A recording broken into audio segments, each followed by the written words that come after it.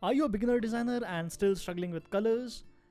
Is it becoming difficult for you to choose the appropriate colors, or define a color palette for the project which you are working on or which you are going to start soon?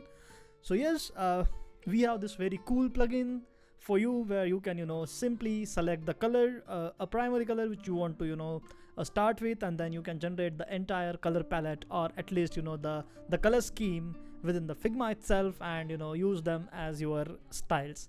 So let's quickly head towards the plugin section. Go to the plugin and you can start typing color, where you can see color meet by UX mate. So basically color meet. I'll put the link in the description as well. So just run this plugin. Now you can see you just have to select the primary color whichever you want. So probably let's have something like this to start with, and then you have to select which color scheme you want. Do you want a monochromatic, contrast, triad, tetrate, or analogic? So let's say we want an analogic color scheme, and the variations, I want soft colors. So then simply generate color scheme, and now you can see it has generated the color palette, or the color style for us, and we can simply click on this button to generate the Figma color palette.